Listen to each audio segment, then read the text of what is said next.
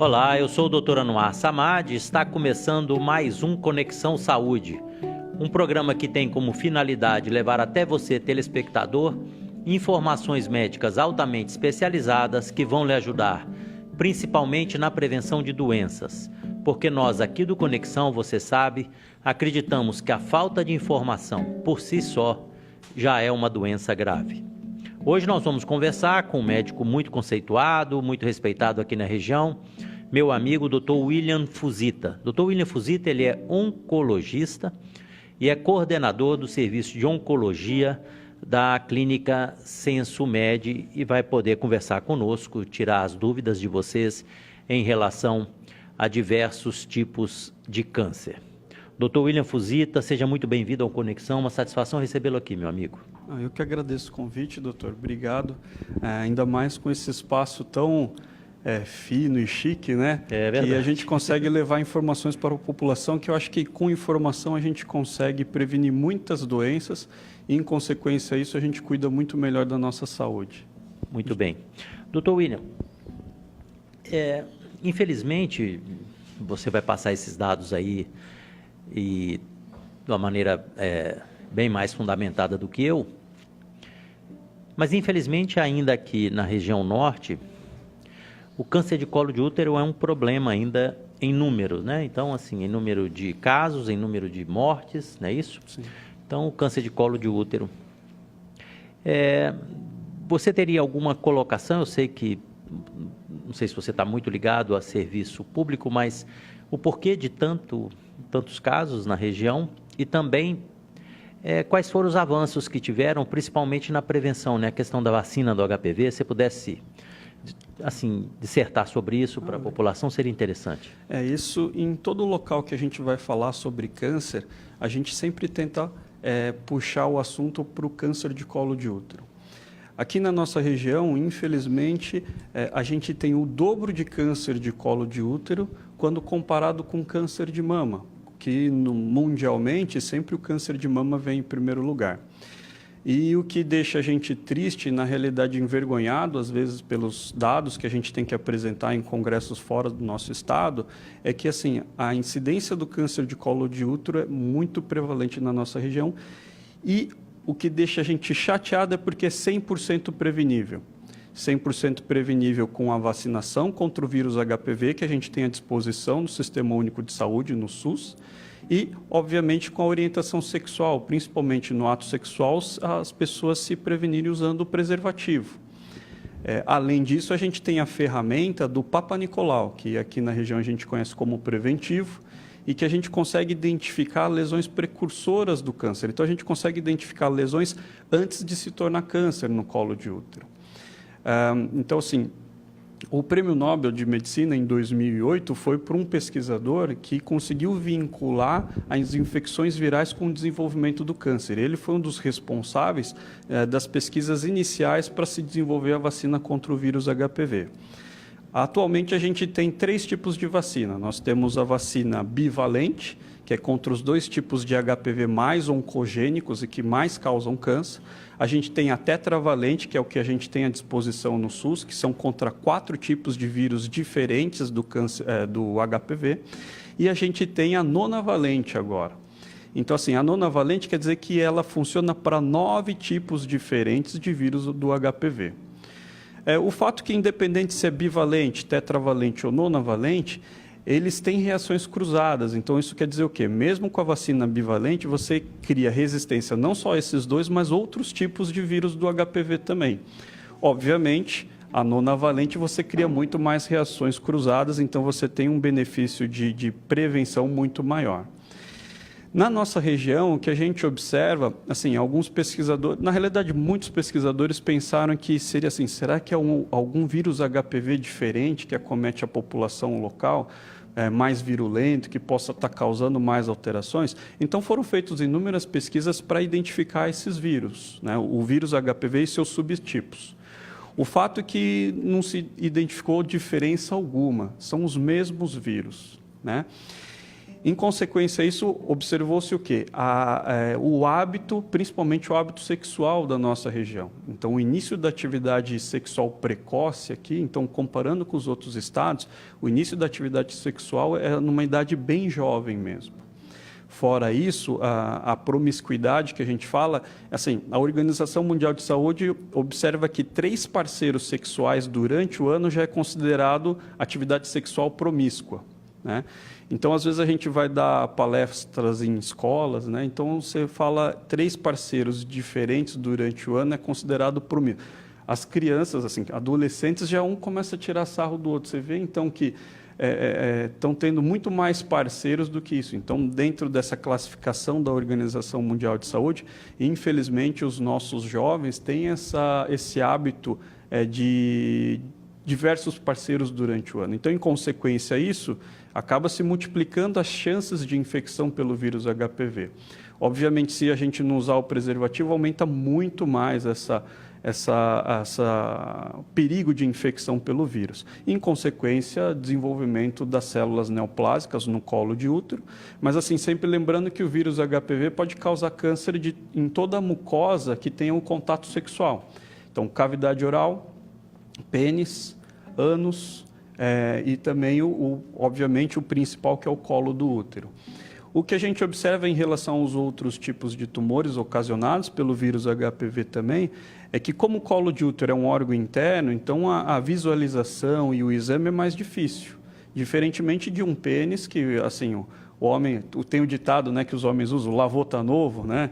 Então, pela facilidade de visualização e inspeção, então assim, qualquer alteração no pênis, os homens já procuram o urologista, como o senhor, né, bem conceituado, todo mundo te procura, né, doutor? Nem tanto. Mas, então assim, acaba o acesso e a identificação de lesões precoces se torna mais fácil. Assim. No canal anal, talvez a alteração do hábito intestinal, algum desconforto no ânus, também leve as pessoas a procurar o proctologista. Então, essas lesões são mais, os pacientes procuram mais a assistência médica e, obviamente, a identificação se torna mais precoce. O do colo de útero ainda a gente tem essa dificuldade. Outros detalhes que a gente sempre mantém em observação relacionado à avaliação do colo de útero o Papa Nicolau, às vezes o acesso a um centro que faça o Papa Nicolau, posteriormente o laboratório que faça a análise e posteriormente ainda onde a mulher vai buscar o resultado. Então isso dentro do estado de São Paulo, em torno de 38%, quase 40% das mulheres não vão buscar o resultado do exame do Papa Nicolau. Então elas fazem e acaba não indo buscar o resultado. E aqui no nosso estado também não é diferente. Além do mais, Deve ser até mais. Né? Até mais. Principalmente pela logística de locomoção, né? Então, assim, onde no estado de São Paulo temos estradas, avenidas e ruas, aqui a gente tem o rio, que a navegabilidade modifica de acordo com a cheia ou a vazante do rio. Então, obviamente, quando a gente está na seca, pior ainda fica esse acesso, né? Então, essas particularidades que a gente tem que tentar sanar e sentar com os órgãos governamentais, até mesmo de maneira público-privada, né? Indústrias farmacêuticas, para tentar chegar a uma saída, a algum denominador comum que a gente possa oferecer e rastrear melhor as nossas pacientes, as mulheres do nosso estado. Muito bem. Nós vamos conversar ainda mais, eu gostaria de explorar mais aí seu conhecimento em relação a essa questão da vacina. Apareceu na imprensa, né, apareceram algumas notícias sobre meninas que passaram mal com a vacina, e isso termina afastando muito as pessoas, né? As pessoas ficam com medo de tomar essa vacina do HPV, que, sem dúvida alguma, é um avanço monstruoso na prevenção desse câncer terrível, né? Quem já teve parente, quem trabalha com isso sabe o que é um câncer de colo de útero, mas nós vamos conversar sobre isso no próximo bloco, porque nós vamos ter que chamar um intervalo, é questão de 2 minutos e voltamos aqui com o Conexão Saúde.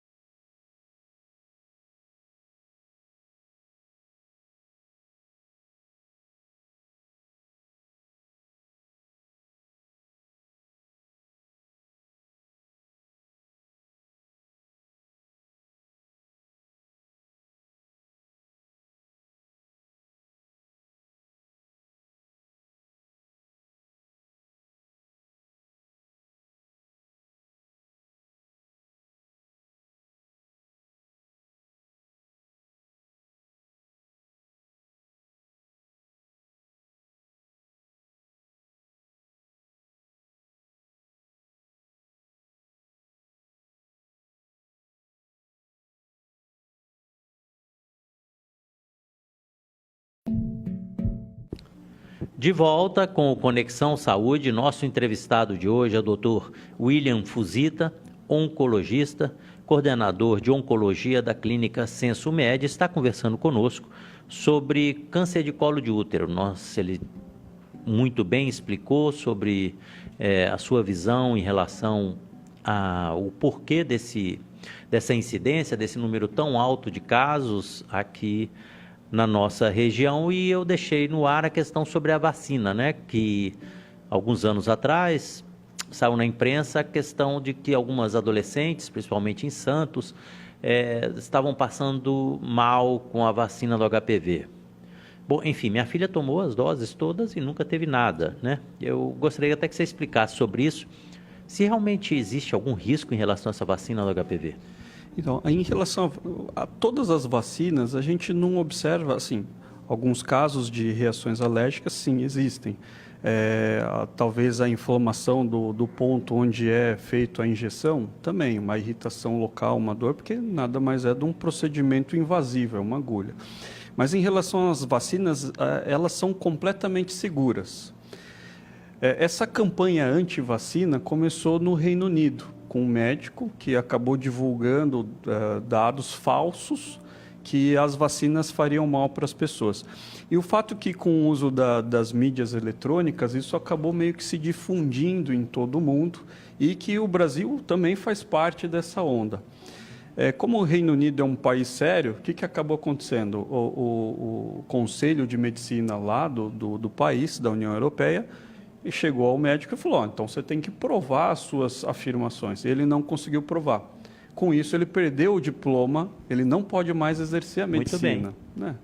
Então, assim, isso comprovando que toda a teoria dele, toda a falácia dele é negativa. Então, não existe nenhuma conotação técnica a essas afirmações. Mas, infelizmente, o WhatsApp, Facebook, então toda essa mídia social acabou divulgando essa fala desse médico que perdeu o diploma, não é mais médico, e assim, há a propagação dessa informação errônea. Então o fato é que a gente todo mundo é bem categórico, as vacinas são saudáveis e as vacinas são necessárias para a gente cuidar da nossa saúde. O fato que essa campanha, por exemplo, na Europa, permitiu a volta do sarampo, da coqueluche, coisa que não havia mais casos em toda a Europa há muitos anos. A gente também pode ver isso aqui na nossa região, também com o sarampo, né? Que a gente viu uma epidemia local, ainda mais com toda imigração do pessoal da Venezuela. Então a gente teve um problema, está tendo um problema sério aqui na nossa cidade por causa do sarampo. E que a gente pode evitar com a vacinação. E o HPV também não tem nada é muito seguro. E, por exemplo, a Austrália foi um dos primeiros países a iniciarem a campanha de vacina contra o HPV. Esse ano, eles já projetaram assim, a queda de mais de 90% do diagnóstico de câncer de colo de útero e que a projeção para eles é que em 2025 não exista mais nenhum caso de câncer de colo de útero no país inteiro da Austrália. Né? Maravilhoso. Uma informação que mostra que a vacina é segura, extremamente eficaz. E que a gente aqui no nosso estado, na região norte do país, nós precisamos buscar esses resultados. Então, a vacina é segura, extremamente eficaz e necessária. Esse caso de Santos acabou sendo confirmado uma situação relacionada à parte psicológica das crianças. Os 3 casos nas quais as meninas queixaram de reações pós-vacinal estudavam na mesma escola. E, assim, era da mesma turma, sendo que vacinas do mesmo lote aplicados em todo o estado de São Paulo não houve nenhuma reação. Então, o que foi considerado foi uma reação psicológica, na qual uma começou a apresentar, a outra, assustada com aquilo, também começou a apresentar as mesmas queixas e a terceira também. O fato que, avaliando os lotes, avaliando a vacina, a maneira de aplicar, que foi feito no estado todo, observaram que ninguém teve mais uma reação. Quando a gente observa reações, a maneira racional para avaliar esses dados é quando o mesmo lote de vacina causa em diferentes localidades essas reações. Então, aí a gente pode pensar em alguma coisa relacionada ao medicamento. Mas, nesse distinto caso, e foi uma coisa psicológica, na qual, com as mídias sociais, também afetou muito a campanha de vacinação.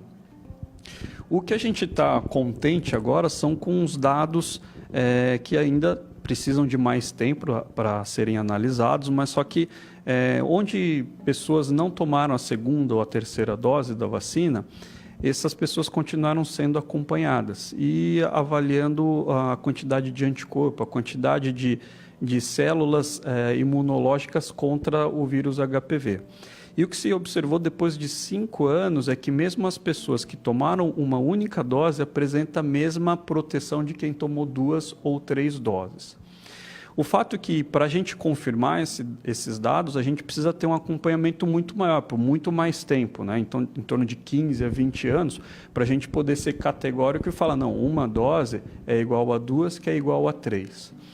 Mas, obviamente, quando a gente confirmar, e todo mundo está torcendo para que uma dose seja eficaz, a gente tem uma economia enorme, a gente pode vacinar muito mais pessoas, né?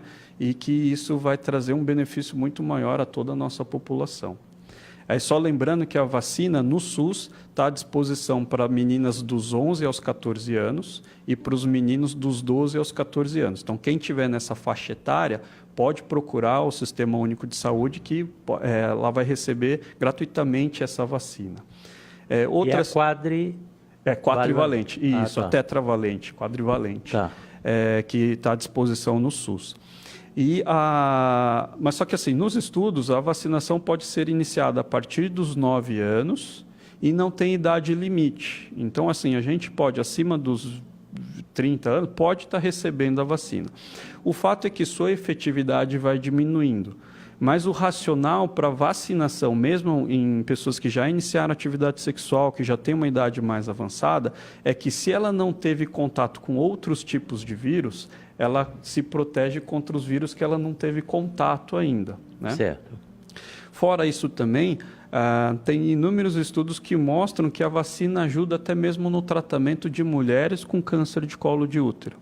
Então isso denota que hoje na oncologia está bastante famosa a imunoterapia. Então, são medicamentos que a gente modula o sistema imunológico da pessoa, que, em consequência, isso faz com que o próprio corpo da pessoa combata a célula cancerígena. Então, esses estudos têm demonstrado que as pessoas que estão fazendo tratamento por câncer de colo de útero, tomando a vacina, ela pode responder melhor ao tratamento oncológico. Então, isso também mostrando que a vacina pode modular o sistema imunológico a favor da resposta ao tratamento com quimioterapia e radioterapia. Então, assim, esses são estudos que a gente está animado e a gente está esperando, obviamente, assim, as suas publicações e as suas validações para a gente poder empregar isso na nossa prática diária do tratamento contra o câncer. Como é que funciona, então? As meninas aplicam a primeira dose e depois a segunda dose com quanto tempo? Então, assim, a primeira dose é feita dos 11 aos 14 anos nas meninas e dos 12 aos 14 anos nos meninos. E pode ser tomada a segunda dose até 6 meses depois. Até 6? Até 6 meses depois. Mas, assim, a gente está torcendo para que esses dados que estão comparando uma com 2 e 3 doses sejam realmente validadas e que a gente confirme. Precisa somente de uma dose, né? Seria o ideal, né? Ideal, porque a gente economizaria e coisa que a gente faria para uma criança só, a gente faria para 2, né? Então, porque no Sistema Único de Saúde, na ciência já tem os dados que mostram a eficácia de 2 doses e 3 doses, que é a mesma coisa. Então, por isso mesmo, dentro do SUS é só 2 doses, né? Ok. Então, isso a gente está esperando com bastante alegria e torcendo para que seja positivo, né? Vamos torcer. Bom, nós vamos de novo a um rápido intervalo comercial. É questão de 2 minutos, voltamos aqui com Conexão Saúde.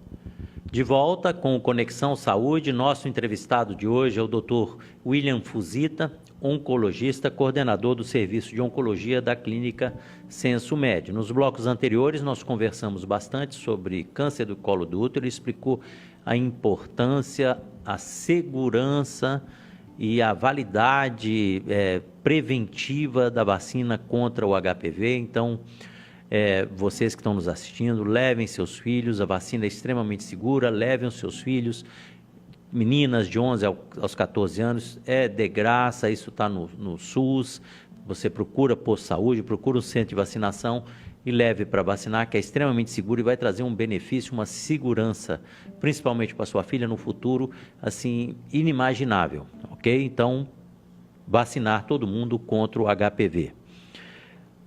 Doutor Fuzita, nós estávamos conversando aqui no intervalo, e você também chamou a atenção sobre a questão do número um pouco também elevado de casos de câncer de estômago, né? As pessoas, às vezes, olham para mim e lembram, infelizmente, né, mas lembram de câncer de próstata, não sei se já tem um cara de câncer de próstata, mas enfim, lembram de câncer de próstata. A gente fala de câncer de colo de útero, fala de câncer de mama, né? Tem as cores também dos meses. Mas essa é uma doença que afeta quase todos os órgãos do organismo, né? Então, o câncer de estômago, ele dá sintoma? Tem como a pessoa saber? E quais são as suposições ou as hipóteses em relação a esse número aumentado aqui no estado, na região amazônica?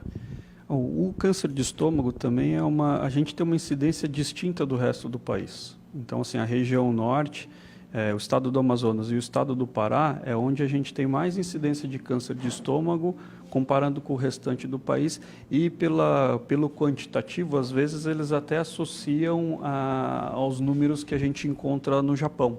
Então, o Japão é o país onde mais tem câncer de estômago, principalmente relacionado à dieta, que a dieta japonesa contém muito sódio. Então, assim, shoyu, tudo eles têm sódio, então tudo tem sal, tem shoyu na alimentação, alimentos conservados no sal, então o Japão tem esse costume. Em consequência a isso, o desenvolvimento de câncer gástrico é fora do padrão. Aqui na região norte, o que a gente observa, às vezes, não é o consumo do sódio, mas sim uma dieta pobre em fibras. Então, assim, quando a gente pergunta para os pacientes daqui da região norte, a gente fala, a sua alimentação é saudável? Todo mundo responde, nossa, doutor, minha alimentação é super saudável, eu como peixe todo dia. Eu falo, legal, a proteína é muito boa do peixe, realmente é sadia. Mas você come peixe com o quê? Doutor, peixe com farinha. Aí fala, mas e o alface, couve, a rúcula? Ah, doutor, não tem dinheiro para comprar isso não, é muito caro, ou não tem acesso, não, a rúcula que eu vi estava muito feia, doutor. Então, assim, o que a gente vê é que a dieta local é muito pobre em fibras. A gente vê que é uma dieta rica em farinha, que é um carboidrato pobre, que não é legal. Muito ruim, né? É muito ruim, porque ela é de fácil quebra. Fora isso, tanto a manufatura como a armazenagem e o consumo permite a proliferação de um fungo que chama aspergillus, né? E esse fungo produz uma substância oncogênica que assim, mesmo torrando a farinha, a aflotoxina não degrada. Então, mesmo você torrando a farinha, você mata o fungo, mas não acaba com o produto do fungo, que é a aflotoxina. A aflotoxina é conhecido pelo seu alta capacidade oncogênica de estimular o desenvolvimento de câncer. Então, assim, a gente tem a hipótese de que a doença esteja relacionada principalmente com a alimentação local. Não é como a dos japoneses, pelo alto consumo de sódio, mas principalmente pela dieta pobre em fibras. Então, o que a gente orienta, principalmente para a população, é que qualquer sintoma, dor no estômago, queimação, azia, é necessário uma avaliação médica. A incidência do câncer de estômago aqui é tão alta e também ela acomete muitos adultos jovens. Então, assim, é uma faixa etária que a gente espera acima dos 50 anos, né, a incidência usual, mas aqui no estado são pacientes muito jovens, até mesmo pacientes com 30 anos de idade, a gente já vê com desenvolvimento de câncer gástrico. Então, No Japão tem os programas de rastreio que eles utilizam muito o raio-x contrastado. Então, eles fazem um raio-x do tórax e do abdômen com o paciente tomando um contraste. Nisso, esse contraste, quando desce até o estômago, a gente consegue observar o formato de todo o trajeto gasto até chegar no estômago. E assim, a gente sabe a anatomia do estômago. Então, por exemplo, se tiver alguma coisa que está dando uma deformidade no estômago, isso levanta a suspeita de ter algum tumor crescendo dentro do estômago. Então, é um exame que,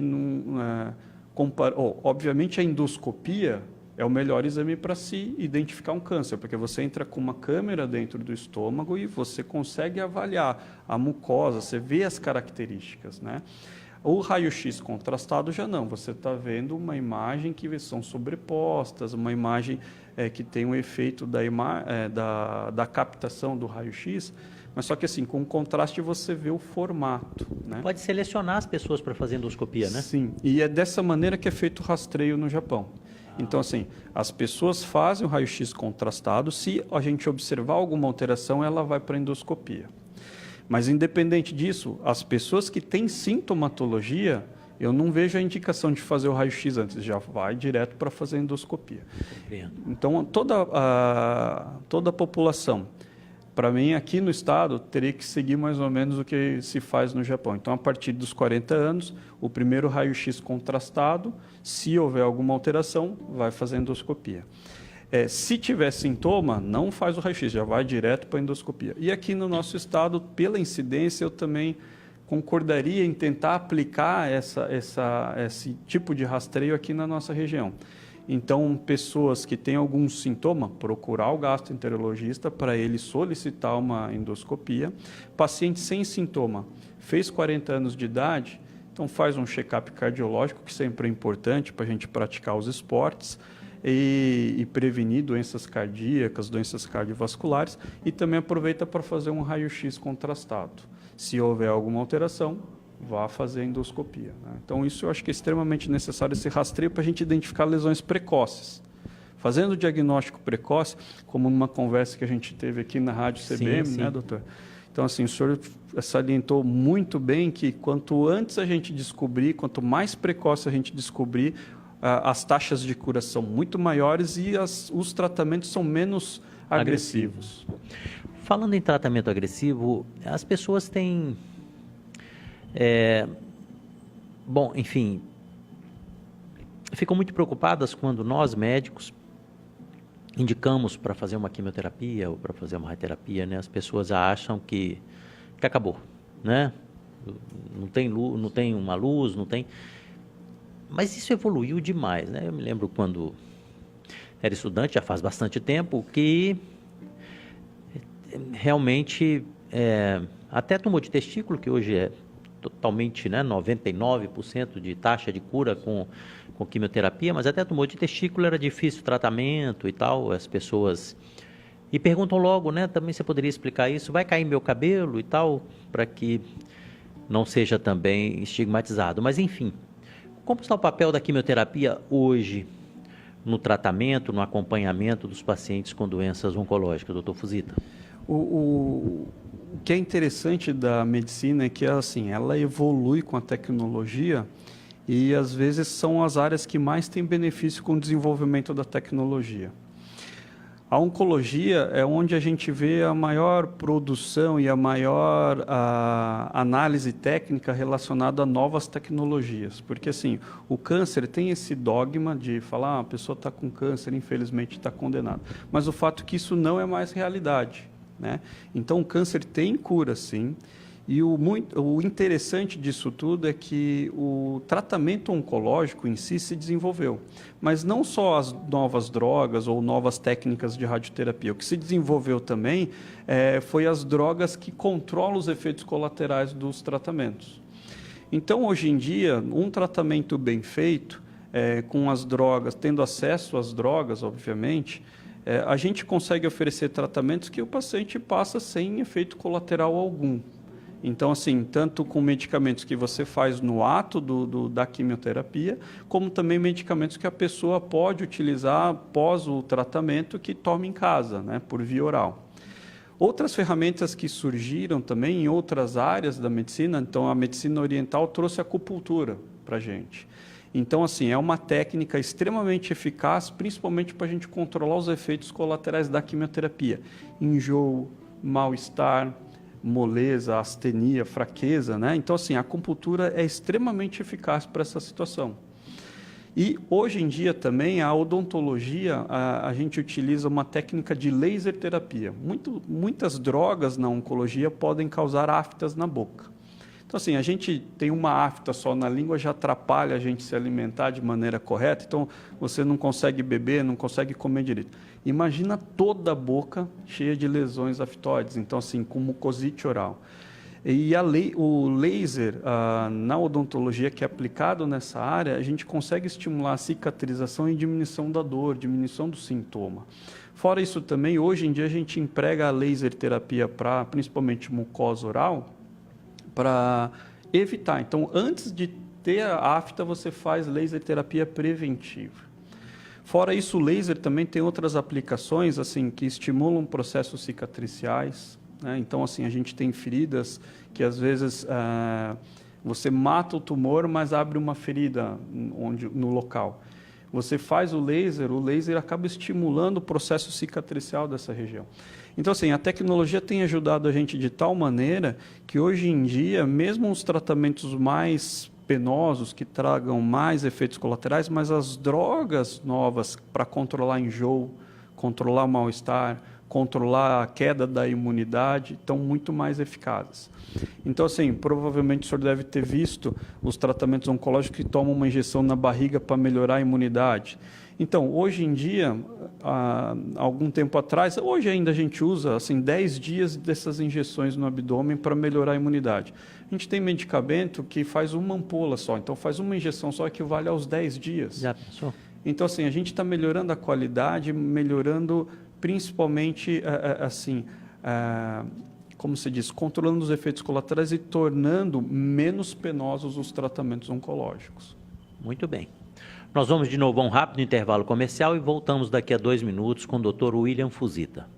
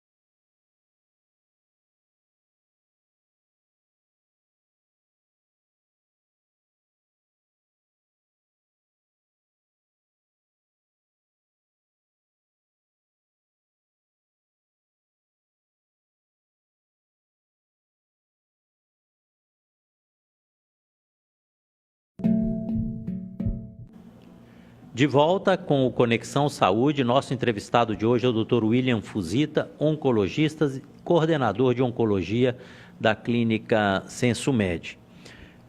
Dr. Fuzita, tireoide, o que as pessoas têm que ficar atento à tireoide? Tipo assim, é um caroço também? A tireoide também, as alterações, a tireoide é uma glândula que a gente tem no pescoço, que o que ela produz são hormônios, principalmente relacionados à parte metabólica. Então, assim, os hormônios tireoidianos denotam a queima da gordura. Tanto é que, assim, esse pessoal que quer emagrecer, dependendo do profissional que a gente acaba não gostando muito, prescreve de maneira errônea hormônios tireoidianos, que acaba acelerando o metabolismo e a pessoa emagrece, mas isso de maneira errada, para ser bem claro. Com certeza. Mas só que assim, o hormônio tireoidiano então é importante para a gente para estimular essa parte metabólica. Inevitavelmente há situações, principalmente nas mulheres, que podem ter alterações tireoidianas. Por que nas mulheres? Porque o ciclo menstrual da mulher ela tem variações hormonais e que acaba influenciando também no ciclo na tireoide. Em consequência, essas variações hormonais, de maneira indireta, a tireoide acaba sentindo um pouco. Então, assim, as mulheres são que são mais afetadas e podem desenvolver nódulos tireoidianos. Então, se a gente observar, os nódulos tireoidianos são muito mais presentes nas mulheres. O fato é que, assim, se for para escolher, a gente sempre fala, o câncer de tireoide é uma doença extremamente curável, né? Então, assim, dos males o menor. Tanto é que às vezes eu falo assim, câncer de tireoide às vezes não precisa nem da avaliação do oncologista, né? Então, assim, com um procedimento cirúrgico e controle hormonal tireoidiano, você faz o tratamento da pessoa, né? A medicina nuclear também é utilizada para o tratamento, porque como a tireoide utiliza o iodo, então, para você matar as células do câncer de tireoide que possam estar esparramadas, ou mesmo assim, na loco regional, no pescoço, nas ínguas, nos linfonodos, você pode utilizar o iodo radioativo. Então, você injeta um iodo radioativo na corrente sanguínea da pessoa, essa pessoa vai absorver esse iodo, principalmente nas células do câncer de tireoide. Em consequência disso, essa radiação desse iodo acaba matando a célula que absorveu, né? Então, assim, são tratamentos extremamente eficazes e com taxas de curas bem elevadas. Então, mas assim, o fato é que a gente sempre chama atenção a esse tipo de tumor, porque na mulher, assim, a gente observa se a gente ranquear, em torno de terceira a quarta incidência de câncer na mulher, assim, de maneira geral, né? Obviamente, aqui na nossa região, a gente tem uma incidência distinta, porque aparece câncer de colo de útero, câncer de outros tumores à frente. Mas, assim, de maneira geral, mundial, o câncer de tireoide é um tumor que acomete muito as mulheres, principalmente as mulheres, mas só que o seu tratamento é extremamente eficaz. Como a gente desconfia do câncer de tireoide? A gente principalmente tem que avaliar nossos sintomas, então se a gente está mais cansado do que o usual, né? O hipotireoidismo pode permitir o quê? Um ganho de peso exagerado, uma moleza exacerbada, aumento do colesterol, aumento do triglicerídeos, até mesmo o surgimento da diabetes. E o hipertireoidismo é ao contrário. Então, quer dizer, hipertireoidismo quer dizer que a tireoide está funcionando muito rápido, muito intenso. Em consequência, isso faz com que a pessoa perca peso, tenha tremores, sinta o coração bater rápido, né? E aqui a gente chama de exoftalmia também, que fica com aquele olho esbugalhado, né? Então, assim, esses sintomas a pessoa deve procurar um endocrinologista, ou um cirurgião de cabeça e pescoço, ou até mesmo otorrino, para poder dar uma avaliada na região do pescoço. Não existe um protocolo de prevenção do câncer de tireoide? Tipo assim, a partir de tal idade, procure, como tem no estômago, como você falou, como tem na próstata, não. Na realidade, não tem um guideline formal para isso, mas assim, o que a gente vê, principalmente na nossa sociedade amazonense, é que principalmente os ginecologistas que acabam tendo maior contato com as mulheres, eles já de praxe já solicitam ultrassom do pescoço da tireoide, para avaliar a tireoide. Em consequência disso, a gente identifica inúmeros nódulos tireoidianos, mas assim, o que a gente chama a atenção é que apesar de ter nódulo na tireoide, a maioria deles são nódulos benignos, que o que é necessário é apenas fazer segmento. Então, obviamente, o ginecologista ou o cirurgião de cabeça e pescoço ou endocrinologista vai determinar as características desse nódulo e assim a desconfiança em relação a câncer ou não, porque se tiver as características de lesões benignas, você repete esse ultrassom uma vez por ano apenas.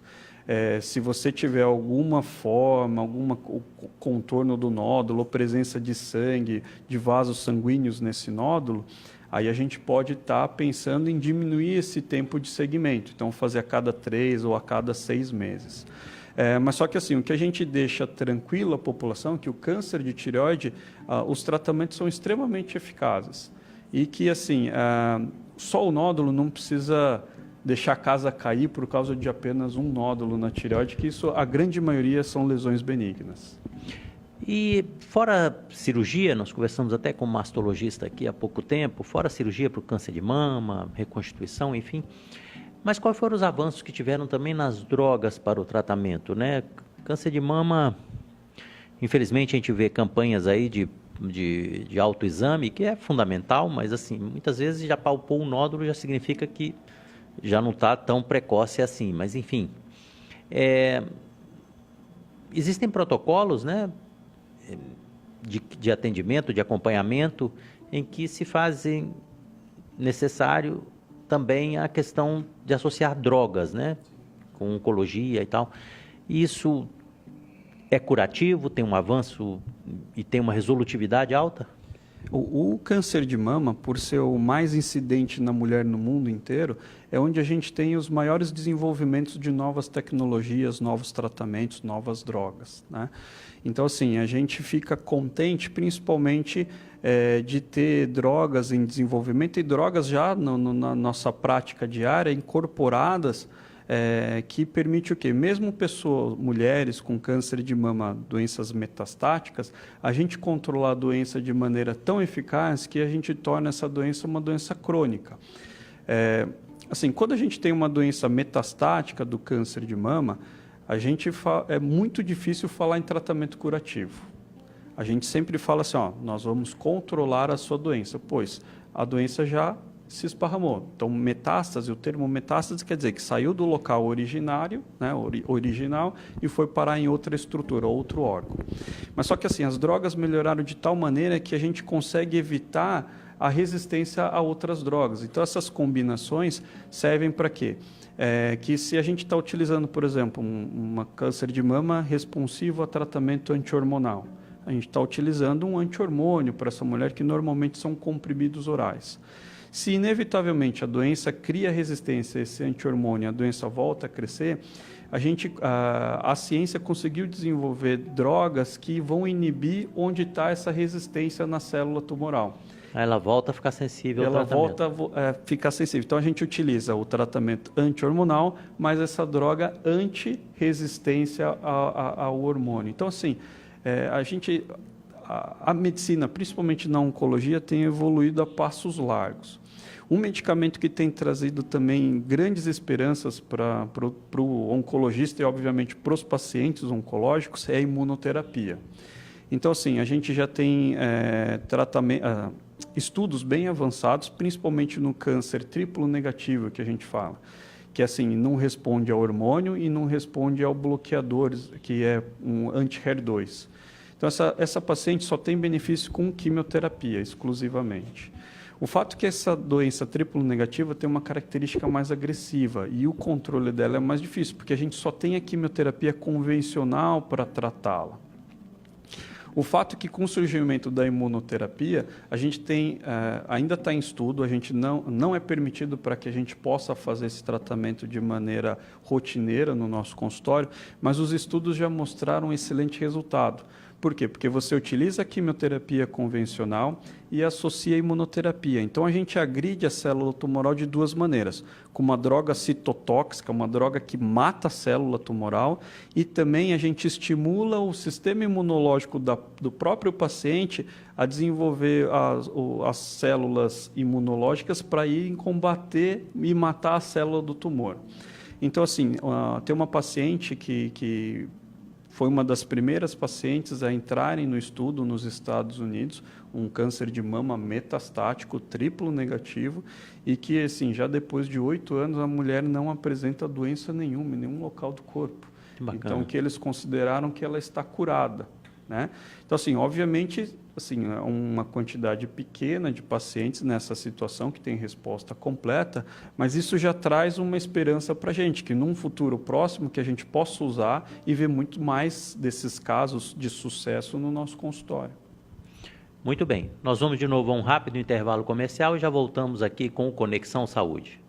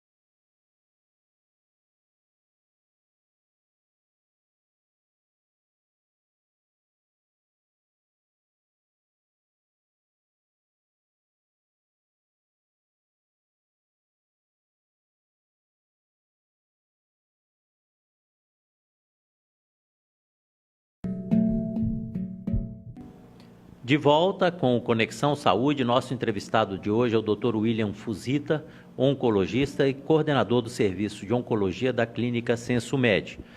Conversou conosco aí sobre vários tipos de câncer, também sobre a quimioterapia, sobre os avanços.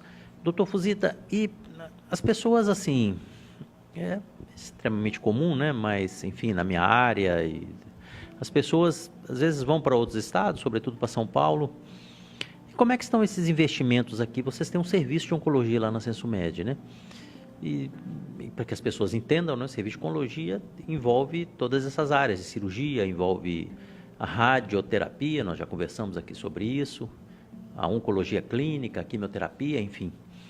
E como é que estão esses avanços em Manaus? Ou seja, nós estamos preparados para tratar, do ponto de vista oncológico, todos os tipos de tumores? Isso é uma questão que assim a gente sempre escuta, né? Então, os pacientes vêm, os parentes, os filhos vêm, acompanham na consulta e sempre, doutor, dá para fazer o tratamento aqui ou eu vou embora para São Paulo, né? Então, eu falei, eu sou de São Paulo e a gente não faz nada de diferente, né? E eles não fazem nada de diferente da gente. Então, assim, em termos técnicos, os tratamentos, principalmente na área de oncologia, da qual eu faço parte, eu não vejo mais distinção. Em São Paulo ou aqui em Manaus, né? Os medicamentos são os mesmos, os protocolos são os mesmos. O fato é que, às vezes, assim, a inclusão de pacientes em protocolos de pesquisa, obviamente, a gente tem essa dificuldade. Então, hoje em dia, com o desenvolvimento das tecnologias, a indústria farmacêutica também tem que avaliar se realmente o medicamento funciona ou não. E a grande maioria dos centros de pesquisa estão localizados na região sudeste, né? Então, a sua maioria na região sudeste. Então, estando lá em São Paulo, às vezes, por exemplo, se a gente não tem mais nenhum tratamento a oferecer para o paciente, de maneira dentro do plano de saúde ou dentro do SUS, às vezes tem algum protocolo de pesquisa que permite ainda alguma outra conduta oncológica. Então, nessa situação, eu acho que a gente perde ainda para a região sudeste. Isso é a minoria também, né? Mas isso é uma minoria de pacientes que necessita dessa situação. Então, assim, o nosso estado está muito bem assistido, tanto de profissionais com qualidade técnica, como de equipamento. Então, assim, eu posso falar pela clínica SensoMed Oncologia, que, por exemplo, o equipamento de radioterapia, né? Então, assim, a gente tem lá um equipamento que a gente tem, que tem uma modalidade terapêutica que chama IGRT. Então, assim, no desenvolvimento da oncologia, da radioterapia, principalmente, a gente tinha a radioterapia com bomba de cobalto. O que significa? Isso tinha um material radioativo dentro do equipamento, no qual se abria a portinha, a radiação ia lá onde você queria irradiar. Queimava tudo que estava na frente, atrás, isso, né? Perfeito. Então, assim, você não tinha um controle ideal dessa energia que era liberada dessa fonte radioativa. Aí houve o desenvolvimento do acelerador linear. O que foi isso? Foi um grande salto, principalmente por quê? Porque você gera a energia da radiação. Então, se tiver algum problema, você tira da tomada, não tem mais radiação. Então, você tirou o perigo, principalmente, de uma contaminação radioativa, né? Tá certo que lá de Goiânia com o Césio foi relacionado a equipamento de raio-x, né? Então, não foi equipamento de radioterapia, mas só que assim, a gente evita acidentes como ocorreram em Goiânia, que até hoje tem sequelas para a população que teve contato. Então, assim, o acelerador linear foi fenomenal nesse controle da energia. Aí houve o desenvolvimento do planejamento em 3 dimensões. Então, assim, não era só em 2 planos, né? Então, antes você via o raio-x, você vai irradiar nessa região. Agora não, você dá a noção de altura, largura e profundidade. Então, você irradia os tumores agora em 3 dimensões. E desse desenvolvimento surgiu o IMRT. IMRT é onde você consegue modular muito melhor a energia e entregar a energia onde você quer, sem irradiar muito as estruturas adjacentes, as estruturas vizinhas. Em consequência, isso você diminui o efeito colateral. Porque o efeito colateral da radioterapia não é a irradiação do tumor, mas sim irradiar os tecidos normais que estão em volta. E hoje em dia a gente conta com uma tecnologia que chama IGRT, aqui na nossa cidade, lá na Clínica SensoMed Oncologia, que permite até procedimentos que a gente chama de radiocirurgia. Então, assim, apesar do termo todo mundo sempre associar cirurgia com cortes, bisturi, né? O sangue, na realidade a radiocirurgia, o termo é utilizado cirurgia porque a gente consegue ter a precisão do cirurgião. Né? Então a gente está chegando perto do senhor, entendeu, doutor? Então, perto do cirurgião. Que a gente consegue empregar tanta energia em cima daquela região, sem afetar a região em volta, que a gente praticamente mata com aquele tecido. Então isso é uma técnica que traz muitas vantagens, principalmente em tumores cerebrais. Que assim, dependendo do tumor, do tamanho tal, que permite a radiocirurgia. Então você faz uma radiação tão alta no tumor que você acaba sem precisar abrir o crânio do paciente. Ok, doutor Fuzita, infelizmente estouramos aqui já o tempo, a produção já está me pedindo, mas assim, muito obrigado por sua excelente entrevista. Então, conversamos hoje com o doutor Fuzita, oncologista e coordenador de oncologia da Clínica SensoMed. Volto a lembrar que na próxima quinta-feira, às 13h30, estaremos com mais um inédito aqui no Amazon Sat, que você sabe, é a cara e a voz da Amazônia.